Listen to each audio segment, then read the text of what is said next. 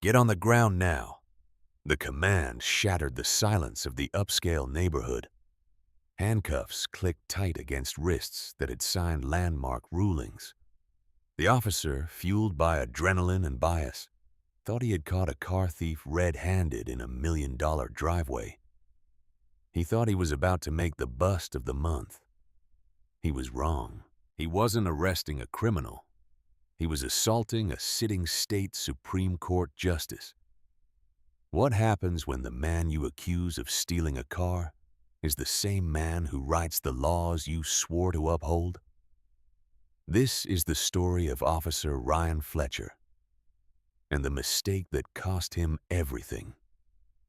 Officer Ryan Fletcher drummed his fingers on the steering wheel of his patrol cruiser, the leather worn smooth by nervous energy. Naperville was a sprawling suburb where the lawns were manicured to the millimeter, and the crime rate was so low that a jaywalking ticket counted as a busy week. For Fletcher, a young officer with a buzz cut and a chip on his shoulder the size of a cinder block, Naperville felt like purgatory. He had transferred from the inner city metro precinct, chasing a pay raise and a quieter life for his fiancée Sarah. But the silence of the suburbs was deafening. He missed the action. He missed the rush. Most of all, he missed the feeling of being a real police officer, which in Fletcher's mind meant hunting bad guys, not rescuing cats from elm trees. Dispatch 4-David-12. All quiet in Sector 4. Fletcher mumbled into the radio, his voice thick with boredom. Copy. 4-David-12. Came the crackly reply from dispatcher Linda, who sounded like she was knitting a sweater between calls. Fletcher turned his cruiser onto Sycamore Lane. The streetlights here were amber and widely spaced, casting long cinematic shadows across the multi-million-dollar colonials set back from the road. It was a neighborhood of doctors, tech CEOs, and old money. Then he saw it. A silver 1968 Mercedes-Benz 280 SL Pagoda. A pristine machine. A ghost from a classic era, gleaming under the streetlights. It was moving slowly, prowling along the curb before signaling a left turn into a long winding driveway of a massive brick estate. Fletcher sat up straighter. He knew cars. That vehicle was worth upwards of $200,000. He also knew the demographics of Naperville.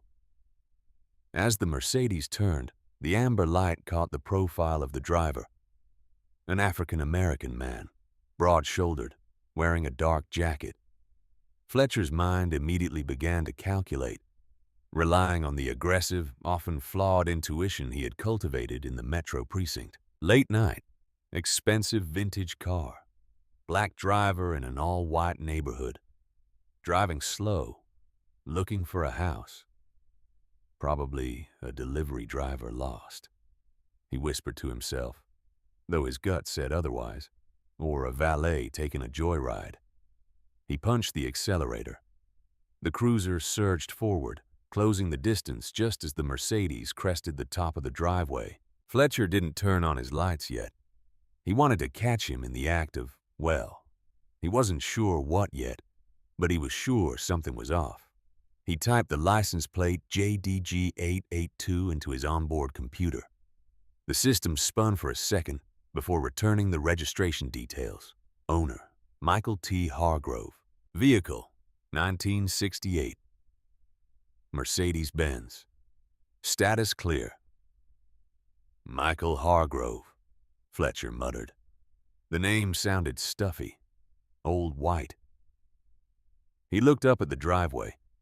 The driver had parked the car near the garage and was opening the door. Fletcher's internal narrative took a sharp, dangerous turn. That guy isn't Michael Hargrove.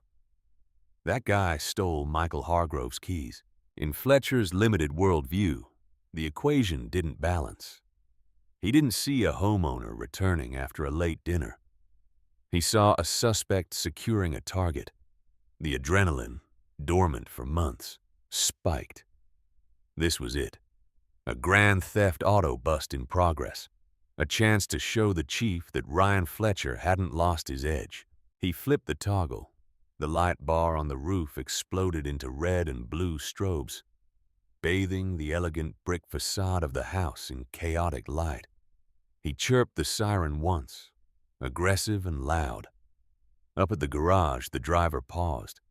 He had one leg out of the low-slung convertible. He looked back at the blinding lights, squinting. He didn't run. He didn't panic. He just stood up slowly, adjusting his suit jacket.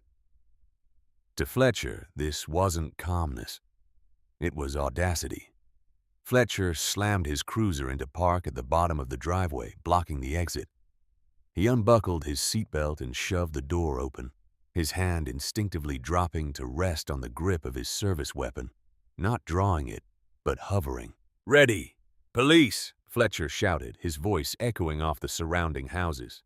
"Stay by the vehicle." The man stood by the driver's side door. He was tall, perhaps 6'2", with graying hair close-cropped and a neatly trimmed salt and pepper beard. He wore a tuxedo with the bow tie undone, hanging loose around his neck. He looked at Fletcher with an expression of profound, weary confusion.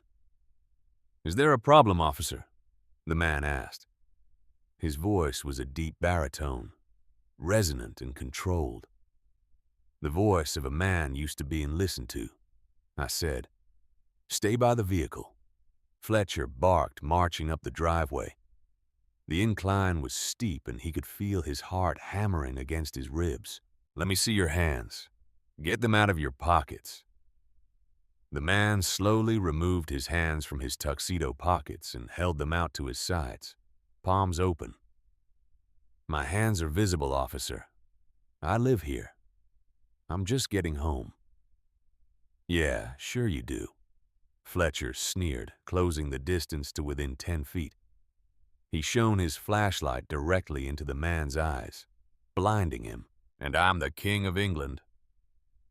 "Whose car is this?" "It is my car," the man said, shielding his eyes with one hand. "If you lower that light, I can show you my identification. It is in my breast pocket." "Don't you move," Fletcher snapped. "Turn around, face the car. Hands on the roof, now." "Officer," the man said, his tone dropping an octave, becoming stern, "you are making a mistake. I am Justice Michael Hargrove. This is my residence. You are trespassing on private property without probable cause." Fletcher laughed, a sharp, incredulous bark of a laugh. "Justice, huh? What, like a superhero? Turn around." Fletcher was committed now. The cognitive dissonance was too strong. He couldn't reconcile the man before him with the name on the registration. In his mind, Michael Hargrove was an old white guy playing golf.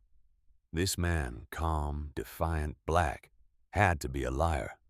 And Officer Ryan Fletcher hated liars. He reached for his radio. "Dispatch. 4-David-12. I've got a 1032 in progress. Suspect is uncooperative. Possible 1099 involving a stolen luxury vehicle. Send backup." The man by the car sighed, a sound of heavy resignation. "You are not listening, son. This is going to go very badly for you. Don't call me son." Fletcher spat, stepping into the man's personal space. "Face the car." The neighborhood was waking up. The strobe lights from Fletcher's cruiser were reflecting off the windows of the houses across the street. Porch lights flickered on. A few curious neighbors stepped out in their bathrobes, peering into the darkness to see what was happening at the Hargrove estate. Justice Michael Hargrove placed his hands on the cold canvas roof of his Mercedes. He felt the humiliating grit of the fabric against his palms. He had spent his career in the legal system. He had started as a public defender in Chicago, worked his way up to the district attorney's office, served as a superior court judge, and had been appointed to the state Supreme Court. He was the first African American to hold the seat in the state's history. He knew the law better than the young man breathing heavily behind him. Knew his own mother's birthday. Knew the Fourth Amendment. Knew Terry versus Ohio. He knew that Officer Fletcher had no reasonable suspicion to stop him other than the color of his skin and the car he was driving. But he also knew something else. Arguing with a panicked cop in a driveway was a good way to get shot. "Spread your legs," Fletcher commanded, kicking Hargrove's ankles apart roughly. Hargrove winced but complied. "Officer, my wallet is in my inner left jacket pocket. My judicial identification is in there. Please check it. I'll check what I want to check," Fletcher said, patting him down aggressively. He felt for weapons, his hands moving with rough, practiced speed. He found nothing but a fountain pen and a heavy leather wallet. Fletcher yanked the wallet out. He didn't open it immediately. He was too focused on maintaining dominance. "So, Michael," Fletcher said, mocking the name, "where did you swipe the keys? Valet stand at the Ritz? Or did you break into the house while the owners were on vacation?" "Open the wallet," Hargrove said calmly. Fletcher ignored him. He grabbed Hargrove's left wrist and twisted it behind his back. "You're under arrest for suspicion of grand theft auto and resisting an officer." "I am not resisting," Hargrove stated clearly, speaking not just to Fletcher, but to the imaginary jury he knew might one day review this footage. "I'm complying fully. You are hurting my shoulder. I have a torn rotator cuff. Should have thought of that before you stole a car." Fletcher grunted. He snapped the first cuff onto Hargrove's wrist. The metal bit into the skin. At the bottom of the driveway, a second cruiser screeched to a halt. Then a third. Doors slammed. Two more officers, Hayes and Russo, ran up the driveway, hands on their holsters. They were older. Veterans of the Naperville force. "Ryan, what have you got?" Hayes yelled, breathless. "Subject was driving a vehicle registered to a Michael Hargrove," Fletcher shouted back, struggling to pull Hargrove's other arm back. Hargrove wasn't fighting, but his broad frame made it difficult for the smaller Fletcher to get leverage. Claimed he lived here, refused to ID, resisting arrest. Hayes slowed down as he approached the garage lights. He squinted at the man pinned against the Mercedes. Hayes had worked for the force a long time. He knew the residents. He knew the cars. He stopped dead in his tracks. "Ryan," Hayes said, his voice dropping to a harsh whisper. "Ryan, stop, I got him," Fletcher yelled, fueled by the presence of an audience. He yanked Hargrove's right arm back and clicked the second cuff. "Got him. You have the right to remain silent." "Ryan, you idiot, stop talking," Hayes shouted, stepping forward. Fletcher froze, looking back at his colleague. "What?" "He's the perp." Hayes looked at the man in cuffs. The man turned his head slightly, locking eyes with Hayes. "Hello, Sergeant Hayes," Hargrove said. His voice was icy. Hayes's face went pale. He recognized the voice. He recognized the face. He had testified in front of this man, Justice Hargrove. Hayes stammered. "Sir, I'm sure there's a misunderstanding." Fletcher looked between Hayes and Hargrove. A small, cold worm of doubt began to wiggle in his stomach. "Justice?" Fletcher asked. "What are you talking about?" "His ID says." Fletcher finally looked down at the wallet in his hand. He flipped it open. There was no driver's license in the window. Instead, there was a gold badge recessed into the leather. Above it, a laminated card read, "State Supreme Court of Illinois Justice Michael T. Hargrove." Fletcher stared at the badge. The gold seemed to glare back at him. The silence that followed was heavier than the car next to them. "Uncuff him," Hayes hissed, lunging forward. "Ryan, get the cuffs off him right now." But the damage was done.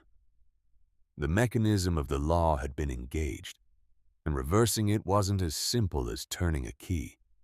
Hargrove straightened up.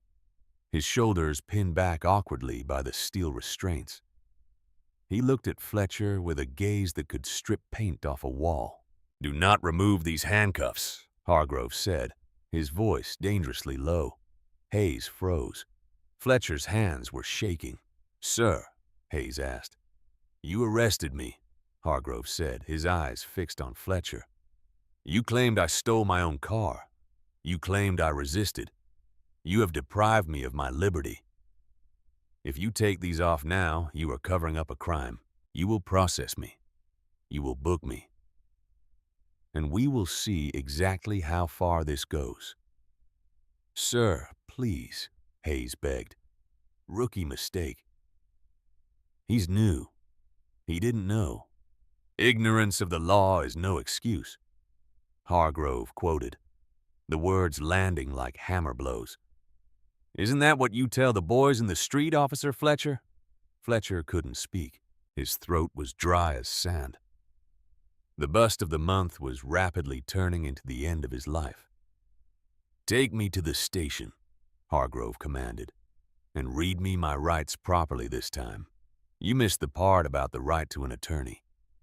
Fletcher stood there, the wallet trembling in his hand. The neighbors were watching. The backup officers were watching. And Justice Michael Hargrove, the man who held the power to destroy him with a single phone call, was waiting for a ride to jail. Fletcher swallowed hard. He had wanted a twist. He had wanted drama. He had just arrested the state Supreme Court justice. The ride to the precinct was the longest of Ryan Fletcher's life. The interior of the patrol car, usually his sanctuary of authority, had transformed into a claustrophobic confession booth. In the back seat, separated by the plexiglass partition and the wire mesh, Justice Michael Hargrove sat in silence. He didn't scream, didn't kick the door, and didn't plead. He simply stared out the window at the passing suburbia, his silhouette dark and unreadable against the flashing streetlights. Fletcher's hands were slick with sweat on the steering wheel. Every time he glanced in the rearview mirror, he saw the justice's eyes, calm, calculating, terrifying. Dispatch. 4-David-12. En route to station with one male in custody, Fletcher radioed. His voice wavered, lacking the swagger he had displayed in the driveway. "Copy. 4-David-12. "Charge?" Linda asked. Fletcher hesitated. The radio was an open channel. Everyone was listening. If he said Grand Theft Auto, he was locking himself into a lie he knew was false. If he said nothing, he looked incompetent. "Processing for investigation," Fletcher stammered. "Copy." Behind him, Hargrove spoke. It was soft, but it cut through the hum of the engine. "You didn't read me my Miranda rights, Officer Fletcher." "I know," Fletcher said, his throat tight. "I'll do it at the station." "Procedural error number 2, Hargrove noted, as if dictating a memo to a clerk. "Keep counting." When they rolled into the secure sallyport of the Naperville precinct, the atmosphere was already heavy. Sergeant Hayes had called ahead. The garage door rumbled shut behind them, sealing them in concrete. Fletcher stepped out, his legs feeling like jelly. He opened the back door. Hargrove swung his legs out, moving with a dignity that the handcuffs should have stripped away, but somehow only amplified. Waiting by the intake door was Lieutenant Frank Kane, the shift commander. Kane was a mountain of a man with a red face and a mustache that looked like a push broom. He looked like he was about to have a stroke. "Fletcher," Kane growled, ignoring the prisoner for a moment. "What did you do?" "He resisted, Frank," Fletcher said, his defensive walls slamming into place. He couldn't back down now. If he backed down, he admitted fault. If he admitted fault, he was fired. He wouldn't ID. He was combative. Kane looked at Hargrove. He saw the tuxedo. He saw the face he had seen in the newspapers and on the nightly news during the Supreme Court confirmation hearings. Kane closed his eyes and pinched the bridge of his nose. "Justice Hargrove," Kane said, his voice strained. "I'm Lieutenant Kane. I apologize for the confusion. If we can just take the cuffs off, we can go to my office, have some coffee, and sort this out." "No coffee," Hargrove said coldly. "Process me." Kane blinked. "Sir?" "Your officer arrested me," Hargrove said, raising his cuffed wrist. "He accused me of a felony. He brought me in. Now finish the job. Book me. Fingerprint me. Take my mugshot. Put me in the system." "Sir, that's not necessary," Kane pleaded. "We can release you, Your Honor." "I am not accepting a release," Hargrove interrupted, his voice booming in the concrete garage. "If I were a young man from the South Side driving that car, would you be offering me coffee? Would you be apologizing? Or would I already be in a cage? Silence stretched across the garage. The other officers, processing a drunk driver in the corner, stopped to watch. "You profiled me," Hargrove continued, locking eyes with Fletcher. "You assumed criminality based on optics. Now you will follow the procedure you use for everyone else. I want my record to show exactly what happened tonight. Book me." Kane looked at Fletcher with pure venom. "You heard the justice. Get him to booking. And Fletcher, don't you dare mess up the paperwork." The booking process was a surreal theater of the absurd. Usually booking was a dehumanizing assembly line, the suspect stripped of identity, reduced to a number. But here the power dynamic was inverted. The booking officer, a kindly woman named Officer Garcia, was shaking as she took Hargrove's fingers and pressed them onto the glass scanner. "I'm so sorry, sir," she whispered. "Just doing your job, officer," Hargrove said kindly. "Make sure the print is clear. I don't want to retake." Then came the mugshot. Hargrove stood against the height chart. He didn't slouch. He didn't look away. He stared directly into the lens, his expression fierce and unyielding. The flash popped. Click. That image, Justice Michael Hargrove in a tuxedo, disheveled but unbroken, was captured. Hargrove knew exactly what that photo would do when it leaked. It was a weapon. "Take his property," Fletcher said, trying to regain some semblance of control. He held out a plastic bag. Hargrove emptied his pockets. The wallet, the fountain pen, a handkerchief, shoelaces and belt, Fletcher ordered, reciting the script. Suicide risk. Kane, watching from the doorway, looked like he wanted to strangle Fletcher. "Fletcher, seriously." "Standard procedure, Lieutenant," Fletcher said, his jaw set. "You want me to treat him special?" Hargrove smiled, a thin, dangerous smile. "He's right, Lieutenant.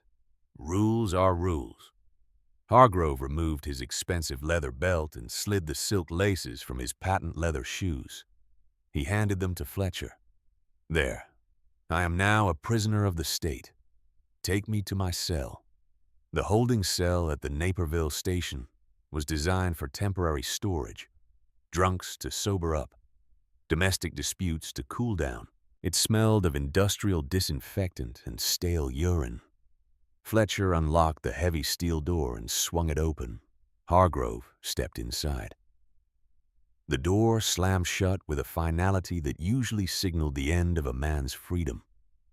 For Hargrove, it signaled the beginning of the war. There was one other occupant in the cell, a young man huddled in the corner on the metal bench. He was wearing a faded hoodie and jeans. He looked up, eyes wide, as the older man in the tuxedo walked in. Hargrove sat on the opposite end of the bench. He adjusted his jacket, smoothing the lapels. "Rough night?" Hargrove asked the kid. The boy blinked, surprised by the voice. Yeah, I guess. What did they get you for? Loitering? The boy muttered, picking at a loose thread on his jeans. I was waiting for the bus after my shift at the diner. Cops said I looked like I was casing the pharmacy across the street. Hargrove nodded slowly. And did you have a receipt from the diner? A uniform? Yeah, the boy said, frustration rising in his voice. Showed him my apron. Showed him the bus schedule. Didn't matter. He said I had an attitude. Name? Hargrove asked. Tyler. Well, Tyler, Hargrove said, leaning back against the cinder block wall. My name is Michael, and I think tonight is going to be a very interesting night for justice in this town. Meanwhile, in the bullpen, the atmosphere was toxic. Fletcher sat at his desk staring at the blank incident report on his screen. The cursor blinked, taunting him. Subject observed driving suspiciously. No, that sounded weak. Subject refused to comply with lawful orders. Better. Subject reached for waistband. Don't even think about it. A voice hissed in his ear. Fletcher jumped. It was Lieutenant Kane. Don't you dare write a word of fiction in that report, Kane whispered, leaning in close so the other officers wouldn't hear. That man in there isn't some drug dealer you can pin a drop gun on. He's a state Supreme Court justice. Every word you type is going to be dissected by the best lawyers in the country. He stole the car, Fletcher whispered back, desperate. Or I thought he did. He didn't show ID. He was in his own driveway. Kane snapped. You trespassed. You profiled. And now you've dragged the whole department into the mud. You better pray the dash cam footage is ambiguous, Fletcher. 'Cause if it shows you acting like a cowboy, I will personally strip that badge off your chest. Kane stormed off toward his office. Fletcher looked around. The other officers, Hayes, Russo, the rookies, were all avoiding eye contact. The blue wall was crumbling. He was radioactive. Back in the cell, Hargrove stood up and walked to the bars. Officer, he called out. The jailer, a stout man named Peterson, hurried over. Yes, Justice. Can I get you something? Water. A blanket. I'm entitled to one phone call, Hargrove said. I haven't made it yet. Of course. Peterson fumbled with his keys, opening the cell door. Come with me to the booking desk. You can use the line there. Hargrove walked out, leaving Tyler staring in awe. At the desk, Hargrove picked up the receiver. Fletcher watched from his computer, straining to hear. Was he calling a lawyer? His wife? Hargrove dialed a number from memory. It wasn't a local number. It was a direct line to the state capitol. He waited for 3 rings. A groggy voice answered on the other end. Yeah, who is this? Governor, Hargrove said, his voice calm and authoritative. I apologize for waking you. Fletcher stopped typing. The room went dead silent. Michael? The voice on the other end became instantly alert. Michael, it's the middle of the night. Is everything all right? Is it the appeals case? No, Vincent, Hargrove said. I'm calling you from the Naperville Police Department holding cell. I've been arrested. You've been what? The governor's shout was audible even without speakerphone. Grand theft auto, Hargrove said dryly. Apparently, I stole my own car. The arresting officer, a Mr. Ryan Fletcher, found my presence in my own driveway to be suspicious. I'm currently shoeless and beltless in a cage with a young man named Tyler, who was arrested for waiting for a bus. Michael, I'm calling the commissioner right now. I'll have you out in minutes. No, Hargrove said sharply. You will do no such thing. Excuse me? I do not want to be released, Vincent. I want to be arraigned. I want to go before a judge in the morning. I want this officer to stand in open court and explain why he arrested me. I want the system to work exactly as it is designed to work. Michael, this is political suicide for the mayor of Naperville. This is a media circus. It is a necessary lesson, Hargrove said. Call the district attorney. Tell her to be at the arraignment. And Vincent, tell her not to offer me a plea deal. I want a trial. Hargrove hung up the phone. He turned to look at Fletcher. The young officer's face was the color of old ash. You might want to call your union rep, Officer Fletcher, Hargrove said softly. I think you're going to need him. The news had broken. A leaked mugshot of Justice Michael Hargrove looking defiant in a tuxedo was trending on Twitter. The hashtag Justice for the Justice was already viral. Reporters had surrounded the Naperville courthouse, their satellite trucks clogging the streets. Inside the courthouse, the air was vibrating with tension. Ryan Fletcher sat in the front row of the courtroom gallery, dressed in his dress uniform. He looked exhausted. He hadn't slept. He had spent the night trying to construct a narrative that made sense, but every time he replayed the events in his head. He saw the trap closing. His union representative, a slick lawyer named Steve Barlow, sat next to him. Just stick to the report, Barlow whispered.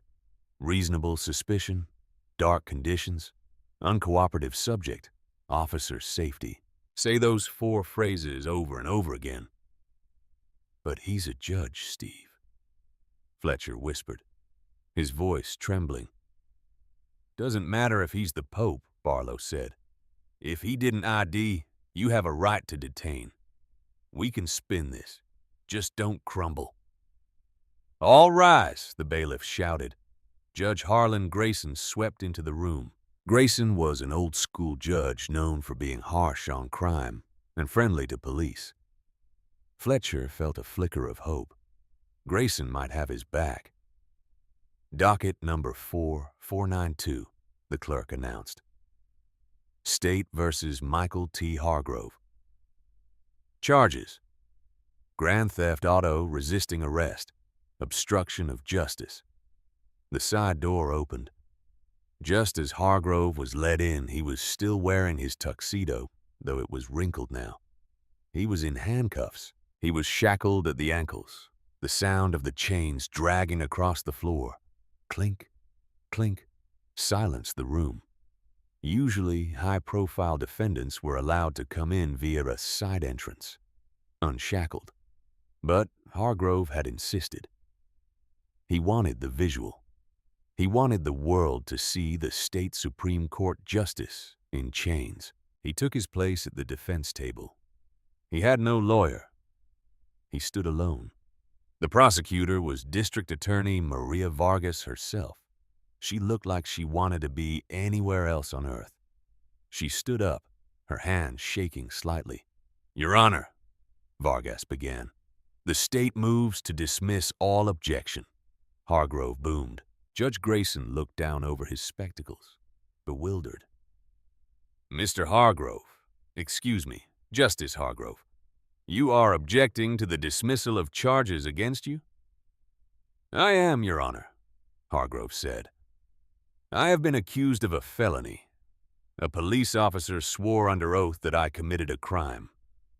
If the charges are dismissed now, the public will say it is because of who I am. I want the probable cause hearing to proceed. I want the officer to testify. The courtroom gasped. The reporters in the back row began furiously typing on their phones. Grayson rubbed his temples. He looked at the DA. He looked at Fletcher. He looked at Hargrove. He knew Hargrove. They had clashed on legal interpretations for years. He knew Hargrove was setting a trap, but Grayson couldn't see the mechanism yet. Very well, Grayson said. The state will present its evidence for probable cause. Ms. Vargas? Vargas looked at Fletcher. She had no choice.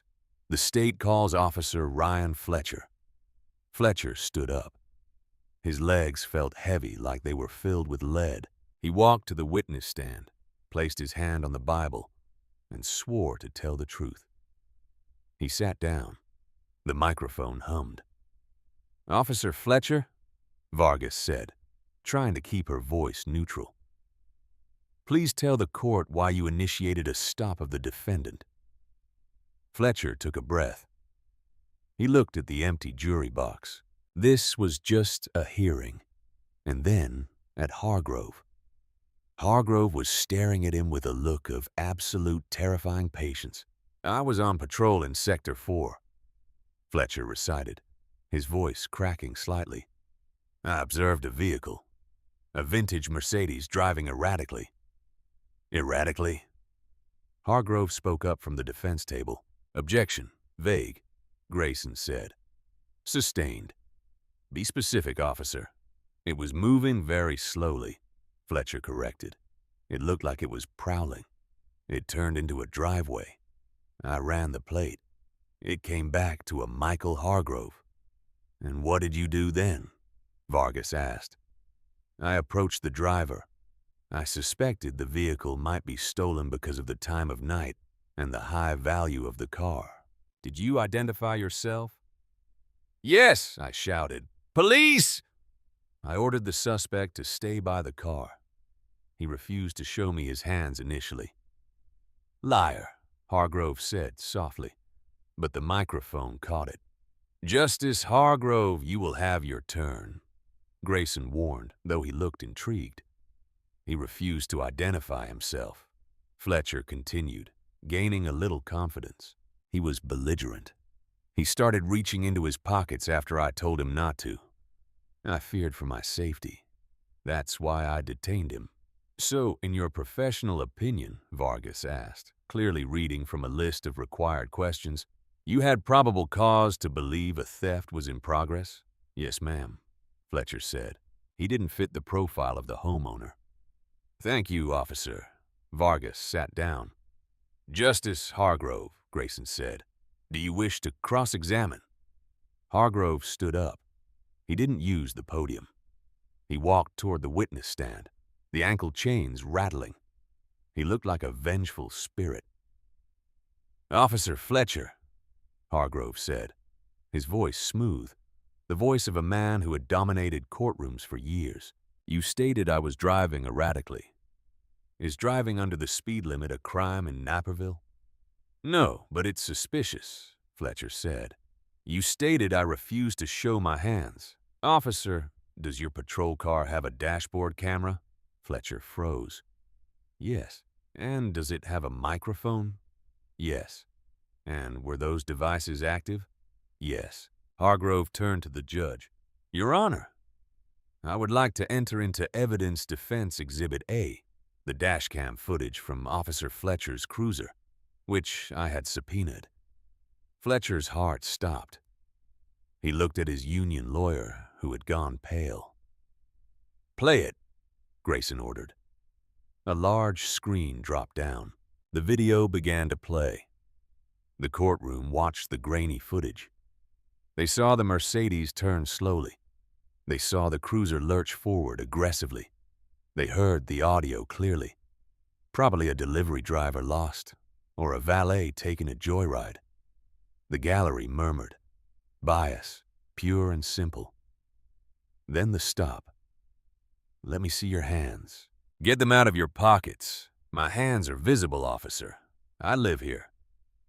"Pause," Hargrove commanded. The video froze.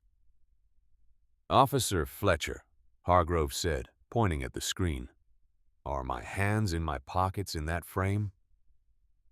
Fletcher stared at the screen. Hargrove's hands were clearly out, palms open at his sides. "No," Fletcher whispered. "So you lied to the court just now when you said I refused to show my hands. I misremembered.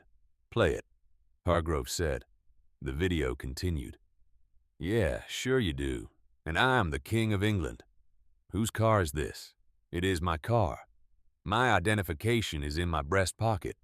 Don't you move. Turn around." Hargrove stopped the tape again. "I told you where my ID was," Hargrove said, his voice rising in volume. "I told you who I was." Did I at any point raise my voice? Did I use profanity? Did I threaten you? No, Fletcher said, his voice barely audible. Then explain to this court, Hargrove roared, slamming his hand on the railing of the witness stand, making Fletcher flinch.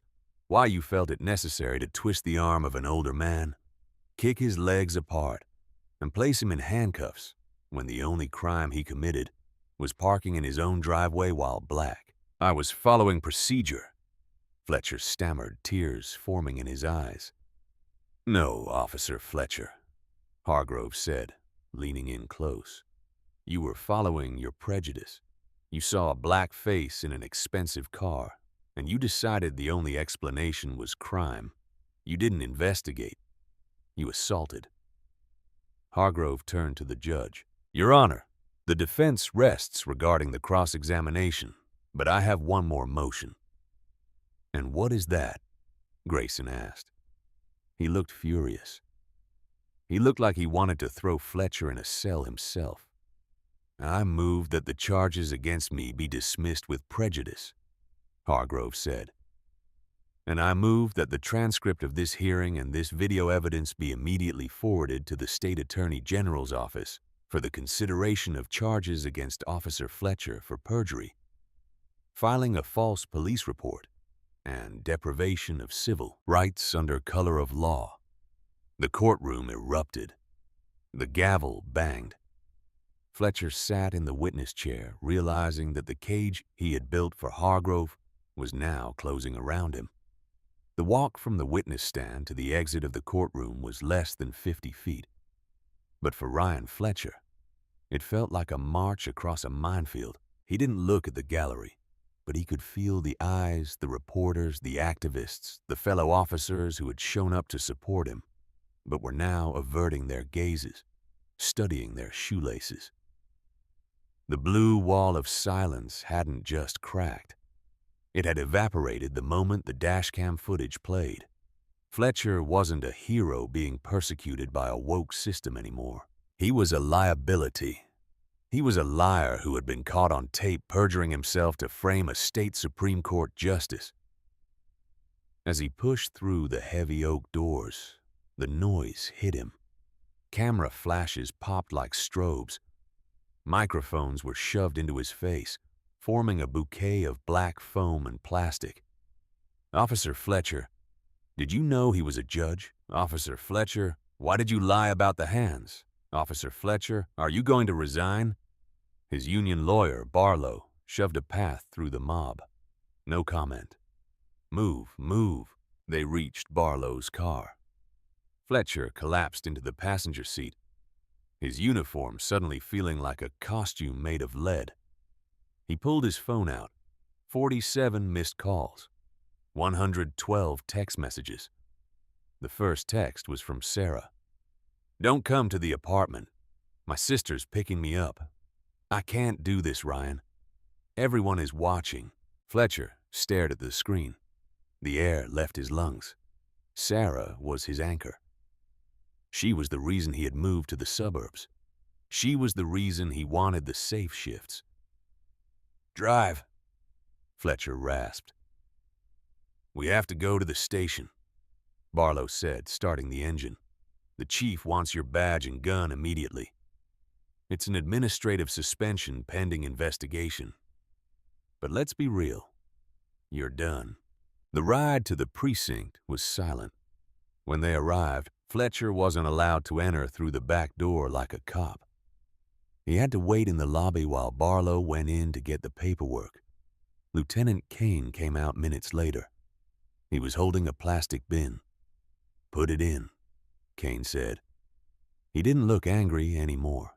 He just looked disgusted. Fletcher unholstered his Glock 19. He ejected the magazine, cleared the chamber, and placed the weapon in the bin. He unpinned his badge, number 492, and dropped it on top of the gun. The metallic clack sounded like a gavel. You're barred from the premises, Kane said. If you need personal effects from your locker, give me a list. Do not come back here. Frank, Fletcher started, his voice cracking. I thought I was doing the right thing. That's the problem, Fletcher, Kane said, turning his back. You actually believe that. The karma didn't hit all at once. It came in waves, eroding the shoreline of his life until there was nothing left to stand on. That night, Fletcher slept in a cheap motel off the interstate because Sarah had changed the locks. He lay on the lumpy mattress watching the local news. They were playing the dashcam footage on a loop. And I'm the king of England. The news anchor, a woman with a sharp, judgmental tone, was interviewing a legal analyst.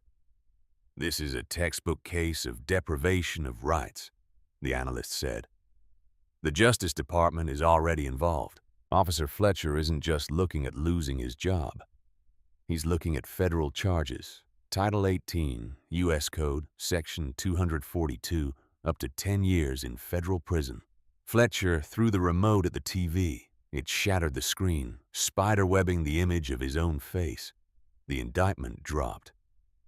It wasn't just a slap on the wrist.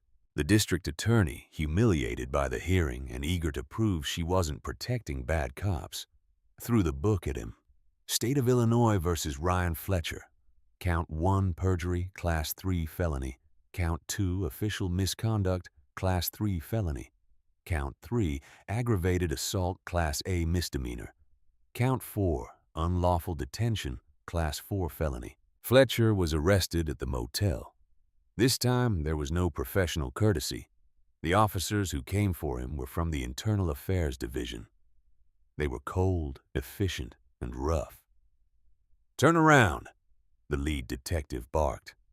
Fletcher complied. He felt the cold steel of the handcuffs click onto his wrists, the same sound he had inflicted on Justice Hargrove. "Too tight?" the detective asked mockingly. "It's fine," Fletcher grunted. They walked him out to the car. The neighbors in the motel complex, truckers, transients, people down on their luck, watched from the balconies. "Look at that," one of them shouted.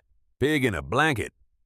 Fletcher was driven to the county jail, not the suburban station, but the massive concrete fortress in the city, the same jail where he had sent dozens of men. Processing was a nightmare. He was stripped of his clothes. He was made to squat and cough. He was showered with cold water and a lousing powder. He was given an orange jumpsuit that smelled of sweat and mildew. When they took his mugshot, the photographer didn't say, "Sorry," like the woman had said to Hargrove. "Chin up, dirtbag," the photographer said. Flash. Fletcher was placed in protective custody because putting a cop in the general population was a death sentence. But protective custody was its own kind of hell. It was solitary confinement, 23 hours a day in a 6x8 cell. He sat on the bunk staring at the concrete wall. He thought about the Mercedes. He thought about the delivery driver comment. He thought about the power he used to feel when he put on the uniform. Now he was just inmate 9840, and the man he had tried to break was sleeping in a mansion, preparing to destroy him in court. The trial of Ryan Fletcher took place. It was the spectacle of the year. The courtroom was packed. This time, Fletcher sat at the defense table. He wasn't in uniform. He wore a cheap suit his mother had bought him from a department store. He looked smaller, thinner. The swagger was gone, replaced by a permanent flinch. Justice Michael Hargrove was the star witness for the prosecution. When Hargrove took the stand, the jury sat up straighter. He didn't wear his judicial robes. He wore a sharp navy suit. He spoke with the precision of a surgeon. "Mr. Hargrove," the prosecutor asked, "how did Officer Fletcher's actions affect you?" Hargrove looked directly at Fletcher. His eyes weren't angry. They were filled with a terrifying pity. "It was not the physical handcuffs that damaged me," Hargrove said, his voice resonating in the quiet room. "It was the assumption that my existence in my own home was a crime. Mr. Fletcher didn't see a judge. He didn't see a citizen. He saw a stereotype. And because of that blindness, he felt justified in stripping away my constitutional rights. If he could do that to a Supreme Court justice, imagine what he has done to people who have no voice. Imagine what he did to the young man Tyler, who was in the cell with me. The jury looked at Fletcher. They didn't see a protector. They saw a bully who had picked the wrong fight. Fletcher's defense was weak. I made a mistake in the heat of the moment. I was scared. But the dashcam footage played again and again didn't show fear. It showed arrogance. The deliberation took hours. When the jury returned, Fletcher stood up, his knees knocking together. He looked at Sarah, who was sitting in the back row. She wasn't looking at him. She was looking at her hands. "We, the jury," the foreman read, "find the defendant, Ryan Fletcher, guilty on count 1, perjury guilty on count 2, official misconduct guilty on count 4, unlawful detention." Fletcher closed his eyes. Tears leaked out, hot and shameful. Judge Harlan Grayson, the same judge who had presided over the initial hearing, looked down at Fletcher. "Ryan Fletcher," Grayson said, "you betrayed the badge. You betrayed the public trust. You used the law as a weapon to enforce your own biases. There is no greater crime for a police officer. The sentence is a long term in state prison." The gavel banged. It sounded like the final nail in a coffin. In the visitation room at the State Correctional Center, the room was loud and smelled of floor wax. Ryan Fletcher sat on a metal stool. He looked older, his hair thinning. He had a scar above his left eye from a fight in the yard during his early time there, a welcome from the other inmates. He was waiting for his mother. She was the only one who visited. Sarah had married a dentist soon after the trial, but today it wasn't his mother who walked through the door. It was Michael Hargrove. Fletcher froze. He started to stand up, panic flaring, but the guard put a hand on his shoulder. "Sit down, Fletcher." Hargrove sat on the other side of the glass. He looked older, too. He had retired from the bench last year. "Why are you here?" Fletcher asked, his voice rough from disuse. "I wanted to see you," Hargrove said. "I wanted to see if the system worked." Fletcher laughed, a bitter, dry sound. "It worked all right. I'm here. My life is over. You won. You happy?" "I didn't win," Hargrove said quietly. "Nobody won. You lost your freedom. I lost my faith in the uniform. The city lost a police officer who could have been good if he hadn't been blinded by hate." Hargrove reached into his briefcase and pulled out a book. He slid it through the document slot. It was a legal textbook, constitutional law, principles and liberties. "What is this?" Fletcher asked. "You have time left," Hargrove said. "You can spend it feeling sorry for yourself, getting into fights and rotting, or you can learn." "Learn what? I cannot be a cop again." "No, you can't," Hargrove agreed. "But there are a lot of men in here who need help with their appeals. Men who were put here by officers who did exactly what you did but didn't get caught on camera. You know how the police lie. You know how the reports are fudged. You could be useful." Fletcher stared at the book. "You want me to help criminals?" "I want you to help justice," Hargrove said, standing up. "It's the only way you'll ever balance the scales, Ryan. You owe a debt. Start paying it." Hargrove turned and walked away. Fletcher sat there for a long time. He looked at the heavy textbook. He looked at his scarred hands. Finally, he opened the book to page 1. The story of Ryan Fletcher serves as a brutal reminder. Justice is not just a concept. It is a boomerang. When you throw it with malice, it will return to strike you down. Fletcher thought he was the law, but he learned the hard way that the law is bigger than any badge. He profiled a man based on the color of his skin and the car he drove, never suspecting that the suspect was the very architect of the laws he was breaking. It is a tragedy of hubris, a young man with potential ruined by his own prejudice, a system that protects its own until the evidence is too damning to ignore, and a judge who turned his own victimization into a lesson for the world. So, the next time you see power being abused, remember Officer Fletcher. Remember that the person you judge today might be the one holding the gavel tomorrow. Wow, that was intense. What do you guys think? Did Officer Fletcher deserve his prison sentence, or was the system too harsh on him? And what about Justice Hargrove? Did he do the right thing by visiting him in prison? Let me know your thoughts in the comments below. The story of Officer Ryan Fletcher and Justice Michael Hargrove delivers one of the most powerful lessons life can teach us. Never let prejudice blind you to another person's humanity, because the very individual you dismiss or harm today might hold the power to reshape your entire future. In a single moment of unchecked bias, a young cop with promise threw away his badge, his freedom, his relationship, and his dignity.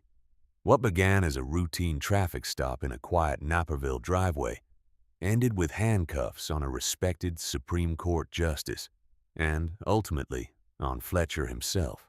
The footage didn't lie. The system didn't bend. And the boomerang of justice came swinging back with devastating force. This isn't just a tale of instant karma. It's a heartbreaking reminder that every snap judgment, every assumption based on skin color, neighborhood, or the car someone drives, carries real consequences. We all carry unconscious biases. But when we act on them without pause, without curiosity, without basic respect, we risk becoming the architect of our own downfall. Fletcher thought he was protecting his community. Instead, he destroyed his own life and shattered the public's trust in the uniform he once wore with pride. Justice Hargrove, even in humiliation, chose dignity and truth over easy revenge. Turning his pain into a mirror for all of us, his quiet prison visit years later wasn't about gloating. It was about offering a second chance at redemption through service and self-reflection. That kind of grace in the face of injustice leaves your heart heavy and hopeful at the same time. It forces you to ask, how often do I size someone up before they even speak? How would my life change if I led with empathy instead of suspicion? If this story moved you, touched a nerve, or made you see the world a little differently, drop your thoughts in the comments below. Do you think Fletcher deserved every year behind bars? Or was the punishment too severe? Would you have shown the same mercy Hargrove did? Share honestly. I read every single comment. And if you want more powerful, emotional stories that hit straight to the soul, hit that like button, smash subscribe, and ring the notification bell so you never miss a new upload.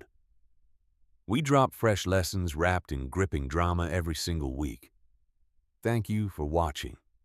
Your support means everything. See you in the next one.